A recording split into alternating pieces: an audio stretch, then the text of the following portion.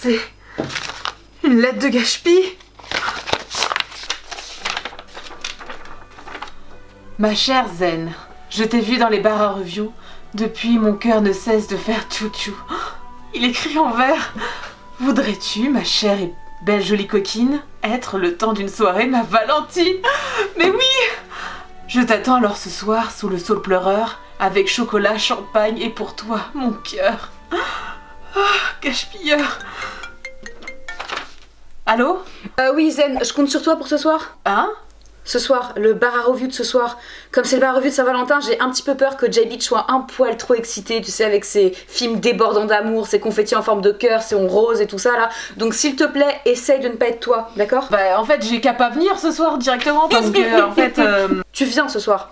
Mais j'ai un Valentin. Un quoi? Oui, c'est Gashpi qui m'invite à la Saint-Valentin. Gashpi? Il sait que t'existes? Oui, et il m'aime et... Écoute, non, Zen, je suis ravie que t'aies réussi à trouver un pigeon pour nous rapporter plus de vues parce que Dieu sait que le gaspilleur nous rapporte des vues.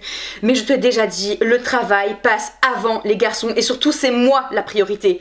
Puis de toute manière, attends, il t'a brisé le cœur, ça va, il peut bien attendre 24 heures, non? Mais Dean, c'est la Saint-Valentin. Ça m'est complètement égal. Saint-Valentin ou pas, tu viens au travail, c'est non négociable.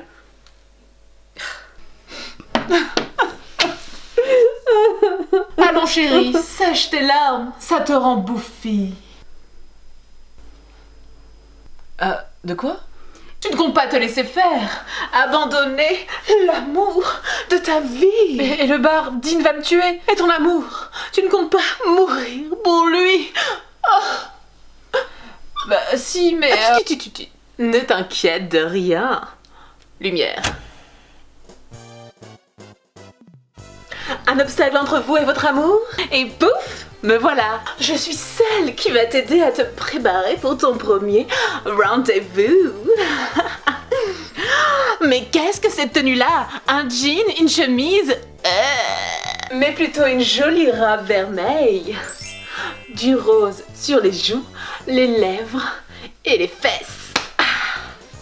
Tu feras des merveilles. Sais-tu que le rouge est complémentaire avec le vert?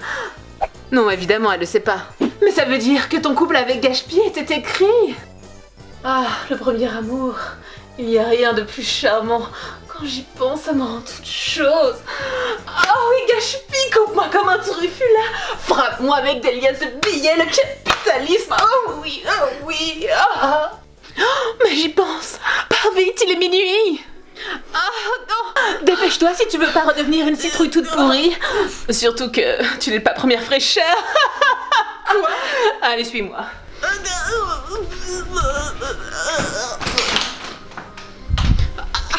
Bye, darling.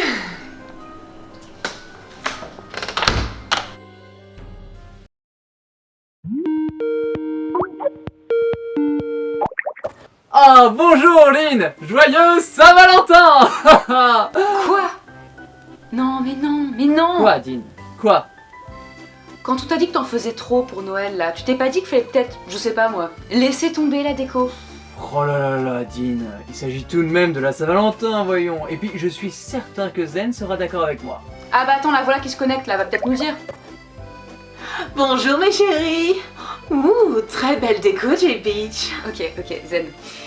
Qu'est-ce que t'as pas compris à mon appel? Merci beaucoup, Zen, puis vous aussi, vous êtes ravissante. Non, vraiment, là, Waouh. Subjugué. Et encore toi et tes mèches blondes, mon chou. Vous n'avez pas encore tout vu. Grrr. Oui, d'ailleurs, J-Beach, c'est quoi ces cheveux? Enfin, voyons, Dean, il est connu que tous les J-Beach bondissent le jour de la Saint-Valentin. Vous avez devant vous ma version Valentin, vous avez la Zen Valentine juste devant nous, en fait. Et puis vous êtes là, aujourd'hui, là... Enfin, pareil, quoi. Ok, je crois que je vais arrêter d'essayer de comprendre, là. Passons au film. Tu nous as dégoté quoi, cette fois? Barbie Casse-Noisette. Quoi? On avait dit non, J-Beach. Bien, justement. C'est un film de Noël. Avec une histoire d'amour. Il n'a pas tort. C'est bon, pas la peine de rajouter, toi, ok? Bon, vous lancez le film, Zen? Vous l'avez choisi ensemble? Calm down, darling. Notre J-Beach d'amour a égaré son film. Heureusement que j'en ai trouvé une copie. Égaré ou volé, n'est-ce pas, Dean? C'est vraiment n'importe quoi.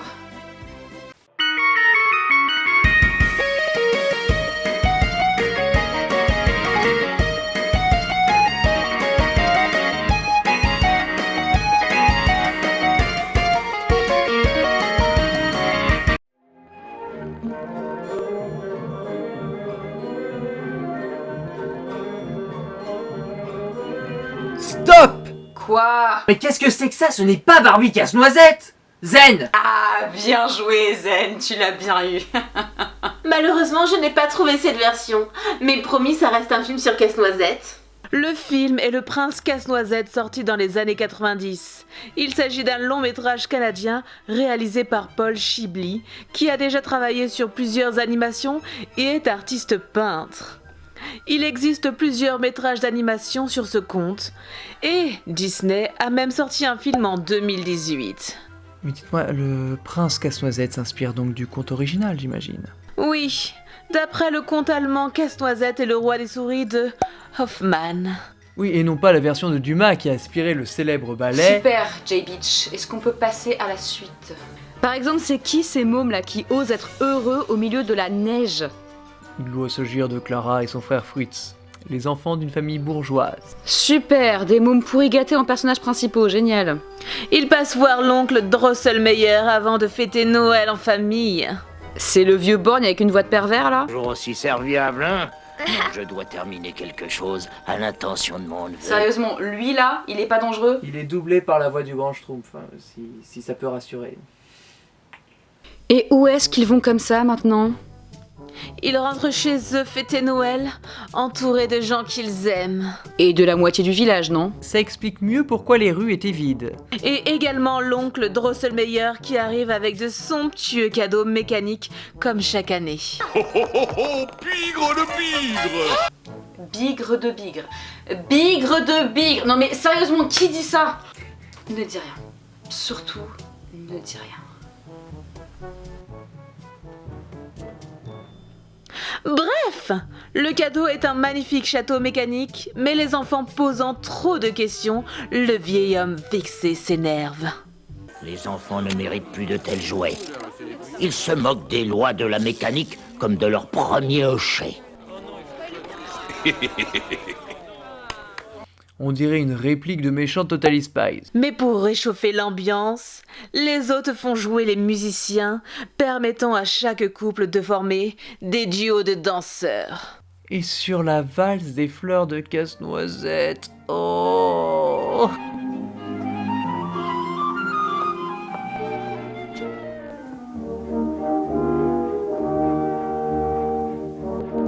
Ah, ça j'aime bien. J'aimerais bien moi aussi avoir des musiciens. Oh, et que ferait jouer ton cœur en ce moment s'ils étaient là? La marche funèbre. Joyeux Saint-Valentin. Bon, c'est pas qu'on s'ennuie, mais quand est-ce qu'il se passe un truc? Eh bien tiens, justement, regarde, les bambins se disputent un casse-noisette offert par Drosselmeyer. Je crois que... Oh non! Vilain! Regarde. À peine offert, ils lui ont déjà pété dedans. Je vous avais dit que c'était pourri gâté. Allons chérie, toi aussi tu as été jeune. L'oncle Drosselmeyer console Clara en lui contant l'histoire de Casse-Noisette. Oh, super, j'adore les histoires. Oui, oui. On ne s'était comment dire. Il venait d'avoir 14 ans. Il était donc un peu timide comme tous les garçons de son âge. Ce n'était pas un Apollon malgré ses beaux cheveux bruns, mais il avait un certain charme. Mais c'est quoi ces dessins là? Les dessinateurs étaient en grève? C'est un autre style pour dissocier l'histoire contée du film. Oh, mais ce n'était pas un gâteau ordinaire. Il s'agissait d'un moka au fromage bleu, régal de sa majesté. Un mocha au fromage bleu? Mais la reine des souris arriva tout à coup. Hé, collègue, par ici le fromage! Moi aussi, je suis reine! Et j'ai un petit creux à l'estomac! Oh, j'ai faim, j'ai faim! On est obligé de se taper tous les hurlements. C'est pas le drama qui te fait triper, mon petit sucre? T'es sûr que ça va, Zen? Oui. JB, chérie, tu nous résumes l'histoire? D'accord. En somme, le roi devient furax lorsqu'il apprend que son moka d'anniversaire au fromage a été dévasté par la reine des souris et ordonne qu'on lui donne la tête de cette dernière. Ah, pour un mocha au bleu, je serais dans le même état, perso. Pour attraper les souris, on demande à l'horloger et son fils de créer des pièges. Ils attrapent toutes les souris, sauf la reine, qui, pour venger son peuple, maudit la princesse en la rendant la plus laide possible. Pourquoi tu t'arrêtes, J-Beach? La pauvre princesse, elle était si jolie. Sérieusement. Je vais prendre le relais. En gros, le seul moyen de lever la malédiction est de casser une noix incassable avec ses dents. Hans, le neveu de l'horloger, réussit l'exploit en tirant sur sa queue de cheval. Normal. La reine des souris jette alors une malédiction à Hans, le transformant en casse-noisette. Mais en étant transformé, Hans fait tomber une rangée de statues qui écrasent la reine des souris et la queue de son fils. Ce dernier devient alors roi des souris. Il menace l'horloger de revenir avec une armée pour tuer Hans, et ainsi venger l'affront fait à sa queue. Enfin, le roi qui avait promis de marier sa fille à celui qui la sauverait, bannit l'horloger du royaume pour oser proposer un casse-noisette comme gendre. Joyeuse Saint-Valentin. Attendez, stop. Il préfère venger le fait que sa queue est un peu froissée plutôt que de venger la mort de sa mère. Sa mère morte, il devient roi et ça l'arrange. Et puis les hommes et leur queue, c'est une question d'orgueil, n'est-ce pas, J-Beach? Non mais Zen, je t'en prie. Revenons à la review. Le bal passé, tout le monde est parti se coucher. Mais au milieu de la nuit, Clara retourne dans le salon pour revoir le casse-noisette et lui présenter ses poupées et autres soldats, ce dernier étant présumé comme prince du royaume des jouets.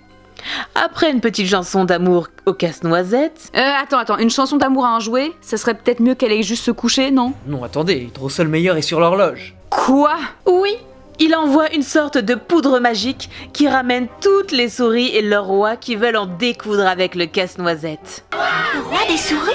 C'est absurde. C'est avec ça qu'était absurde. Et Hans, comment va-t-il faire pour se défendre? Drosselmeyer réveille également tous les jouets. Hans voit donc diriger l'armée de soldats de Fritz pour la première fois pour faire face à une bataille épique. Pas certaine que des souris avec des boutons de chemise et des cuillères, ça donne quelque chose d'épique. Attention, Casse-Noisette est tombé dans un piège des souris. Il va se faire carboniser par le roi. Elle pourrait peut-être intervenir, l'autre débile, non?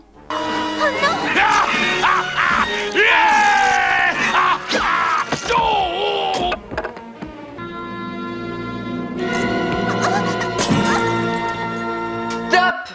Quoi encore, Dean?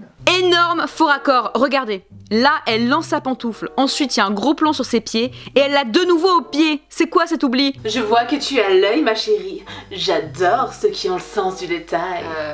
Merci, Zen.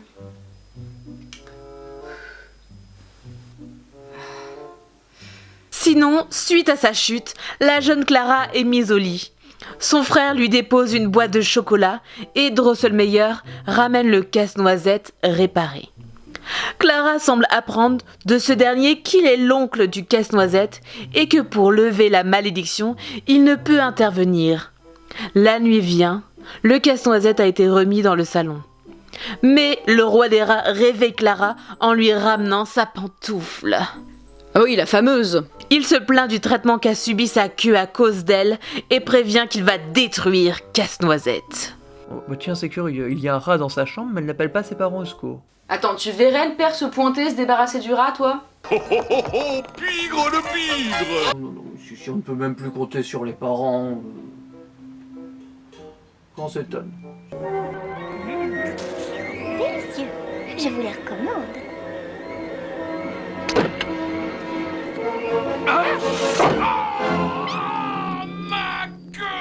Encore avec sa queue? Non, mais on est d'accord que là, ça devient obsessionnel.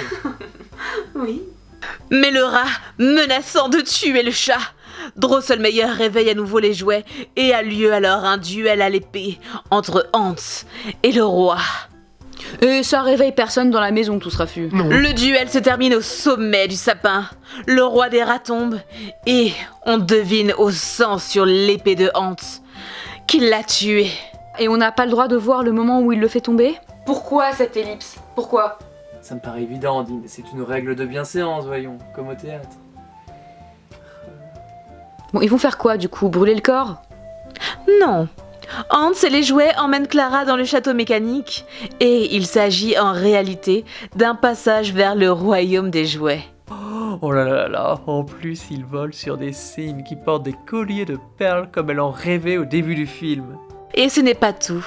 Une fois au royaume, Hans, qui en est donc le prince, propose à Clara d'en devenir la reine en se mariant avec lui. Oh. Vas-y, fais-toi plaisir. Oh, je peux? Oui. Joyeux Saint-Valentin!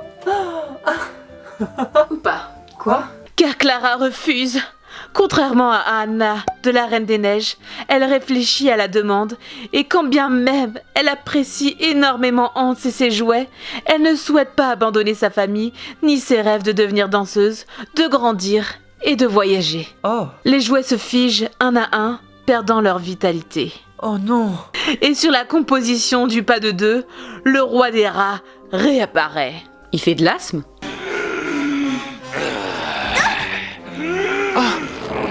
Il souhaite tuer Clara qui tente désespérément de répliquer avec des tartes. Elle a trop joué à Mario Party.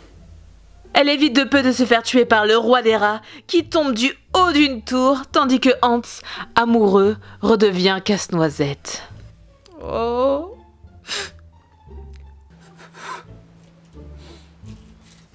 Ça va, J-Beach? Joyeux Saint-Valentin. Elle se retrouve dans son lit. Ça veut dire qu'elle a tout rêvé? Pas sûr, puisque son frère rentre dans la chambre en lui indiquant avoir trouvé un énorme rat gisant près du château mécanique dans le salon. Elle se dirige donc tout droit chez Drosselmeyer pour tirer cette histoire au clair. Ce dernier décide de lui présenter son neveu, Hans, qui vient tout juste d'arriver et qui est le portrait craché du casse-noisette.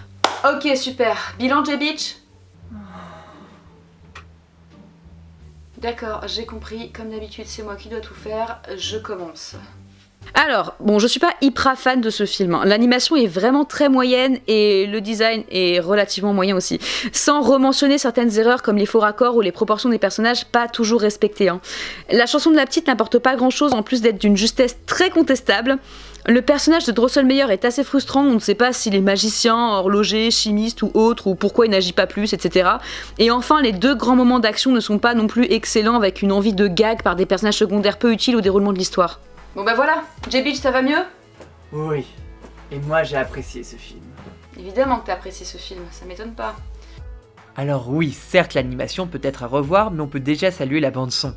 Composée uniquement des passages du ballet de Tchaïkovski, ce qui permet d'une part d'apporter une ambiance encore plus particulière en dessin animé, mais de plus permet de familiariser les plus jeunes avec la musique classique.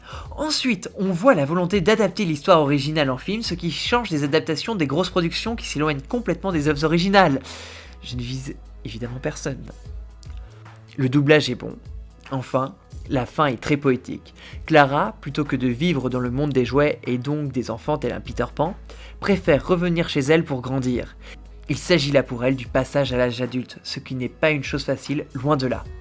Et donc, elle quitte le monde de l'imaginaire et des fantasmes pour se tourner vers celui des rencontres et de la réalisation de ses rêves. Ne plus rêver ses désirs, mais les vivre. C'est bien ça, n'est-ce pas ?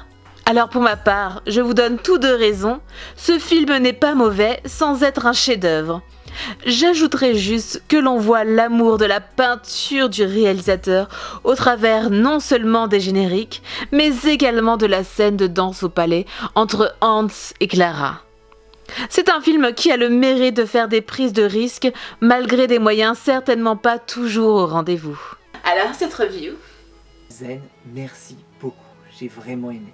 Ouais, on a évité Barbie, c'est déjà ça. Merveilleux, mes chéris. Bon, où est Zen? Hein? Quoi, Dean? Non mais Zen est chelou, mais pas à ce point, J-Beach. Trop tard. Zen est à son rendez-vous et j'ai pris sa place. Et ça fait partie des règles. Encore des règles? Quelles règles? Celle que je t'ai dit 100 fois de lire, Dean. En même temps, ça fait 300 pages, hein. Je suis Scarlet Love, déesse de l'amour et reine des fruits, l'un des membres fondateurs des Cieux Productions. Zen ayant cédé sa place et vous ayant accepté de faire une revue avec moi, j'ai maintenant tous les droits pour faire ma loi. Oh, Scarlet Love, mais bienvenue à vous! Non mais attends, J-Beach, on va pas la laisser faire, là. Attends, excuse-moi. Oh putain. Zen est coincé à son rendez-vous avec le gaspilleur. Bon bah faut faire quelque chose. Dean, c'est notre patronne et surtout ce sont les règles. Exact, et ma première règle sera qu'on célébrera la Saint-Valentin à chaque vidéo pour que chaque jour nous fêtons l'amour encore et encore et encore et encore et encore et encore et encore. Joyeuse Saint-Valentin.